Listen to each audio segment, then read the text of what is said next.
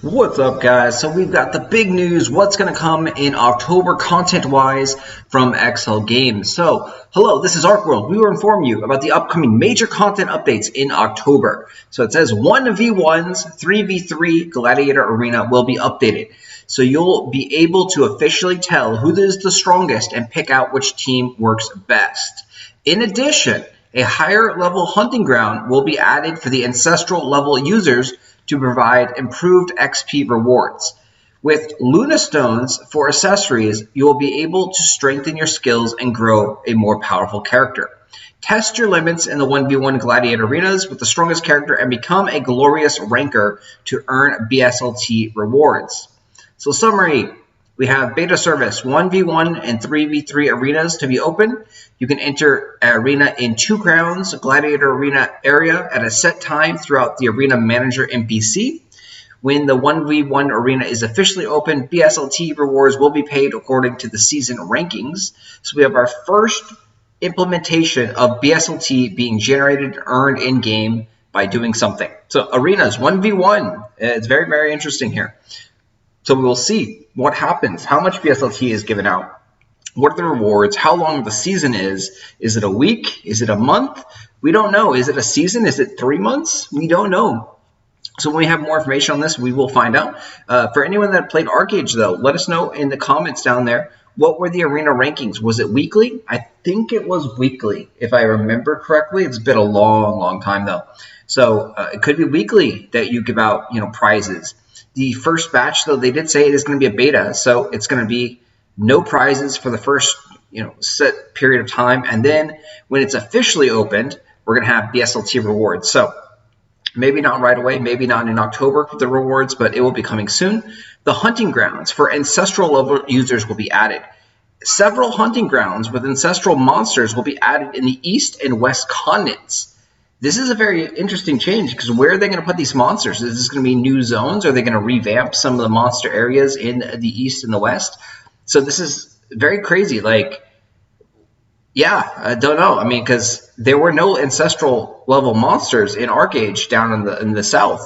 So we are getting some completely different branch of content. And this is why people ask, what's the difference? What is Archeworld compared to ArcheAge? Why are you playing this? Well, the game is going to evolve significantly different. We don't even have boats yet. We don't have boats. We don't have ocean content, but we're getting Ancestral level monsters down in the South, in the East and the West continents. These monsters appear in Ancestral hunting grounds, are powerful, and you can get a lot of XP, which is definitely needed because going from Ancestral level 1 to Ancestral level 2 requires 25 million XP, right about there. A little bit less, I think.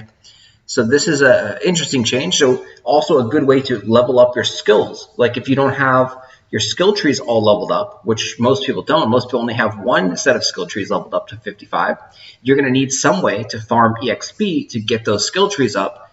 So this is a great way to swap out 2 different skill trees and just use your primary skill tree, farm mobs that are probably going to give 2,500 to 3,000 XP is going to be my guess, and then you could level up those skill trees really fast.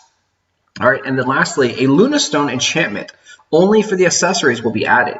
A Lunastone has tiers and is able to make a change in certain skills of a skill set. So this sounds like that they're going Ancestral skills already. So this sounds like the Lunastones will be adjusting the skills in the abilities, and that's kind of what they did with ArcheAge and Ancestral abilities, where you had choices and you could change your arrows to flame arrows or some other type of arrows. I forget what they were, but yeah, you had different choices. So you were able to modify your skills. So this is a very interesting update here. Definitely not the update a lot of people were anticipating. A lot of people were anticipating, boats, ocean, water contents. But this, I do like it. I do like this Lunastone. We'll see what this brings to the game. I do like higher level monsters as well, because once we get higher level monsters now, we can start actually leveling our Ancestral. And I think a lot more of the game will open up at Ancestral higher levels. In my mind, I see Archeworld level 1 to 55 as a trial of the game, right? And then if you actually like the game, you put some money in, you become Ancestral level 1, and then the real game starts. That's how I see it in my mind, right? So all the actual earning stuff should be locked behind Ancestral level 1. Realistically, in my mind, a free-to-play MMORPG is not going to work because the bots are always going to come in and destroy everything, right? So if you end up blocking all the good play-to-earn aspects behind Ancestral level 1, that's a pretty significant paywall. For one, they have to level to 55, which is going to take some time. It doesn't take that long. Maybe 24 hours of gameplay if you're playing hard and doing all the quests and just a decent player, right? Maybe 24 hours of gameplay. So it's not that big of a restriction. But then the amount of BSLT or items that you have to farm to get to Ancestral level 1 is a bigger restriction. And that prevents bots from really destroying everything. Sure, the bots will still get to Ancestral level 1 and they will be able to farm and not get banned for a while. We just have to hope and pray that they do a better job at banning bots. And especially once they get to Ancestral level 1, Ancestral level 3 or 4 or 5, etc. Like, they put a lot of time and energy and effort and potentially money into the game. So banning them at those levels should hurt the bot companies. And the more you hurt the bot companies, the less they will attempt to break your game. Like, if you make it so painful for the bots that it's not worth it for them to go and try and break and destroy your game, then they won't. Like, if the bots can't make any money, they're not going to do this. They're going to go to something else that's easier, that is, profitable for them. So the implementation of destroying bots needs to be, stronger. They do destroy a lot of bots. So let's get this straight. They do kill and ban a lot of bots, but endless accounts of bots, like probably 3,000-4,000 bots are being created every single day, and just rush through the game, just destroying the low-level economy. But in a way, this makes it really well for players. Like, again, starting off the game, if you have 50 BSLT, you can buy 12,000 gear score. Right? You can, for like 14 or 15 BSLT, if you buy every single weapon and armor, which is going to cost you 15 BSLT, I think it is, total for everything, you have like 12,000 gear score already. Like, you can literally start the game with 15 BSLT, which is like $3, $4 or something at the current prices, and you have a 12,000 gear score character. Like, that is pretty nuts. Like, you can just bypass the whole beginning stages of the game, and now your whole focus is on earning from rifts or leveling your character up to 55, because you have to get to at least level 50 before you can join the rift parties. But that's a really cool thing. And then you can now also pick the stats that you actually want for your character on these gears, because the stats were random, right? And then now the bots have made so many weapons and armors that you get to pick and choose the stats that you actually want for your class to make your character stronger, better, faster, like more efficient. So in a way, it's cool. It makes it easier. And then so now to go further, obviously you have to put in some money, and you have to pay a little bit of money. You know, pay either like the subscription fee, quote unquote, or the box fee, quote unquote. Like, you got to give the game some money. If you want to go further than 12,000 gear score, you're gonna have to invest a little or earn that money in game and then reinvest it into the game. And so I really like this system. I really, really do. I hope that more of the events are more catered towards the higher level players, because it shows you that they've actually put the time and the effort into playing the game, and they're there for the right reasons, right? So if like this land NFT event that we have going on, if it was required for Ancestral level 1, a lot of people would be angry because they can't farm it, right? They have to be Ancestral level 1 to open up those coin purses.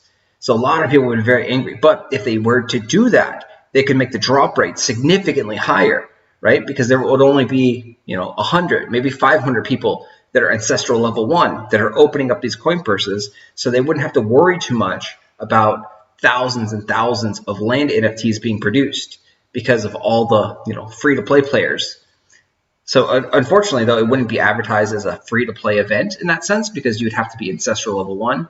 Granted, you can totally earn Ancestral level 1 100% by playing the game, but it will take you months upon months upon months upon months to get all of the materials that are needed to actually get there. I mean, you can get lucky. Obviously, you can get very lucky and get a blue, purple, yellow Archeum core from the bosses, sell those, make some BSLT, and then buy the stuff that you need. But again, that is essentially spending money. Like, once you get that BSLT, that essentially makes you no longer a free-to-play player, and you are now essentially a paid player who has BSLT. And whether you use it to reinvest in the game and push your character further and stronger is your choice, or you just take it out of the game and get the real money cash.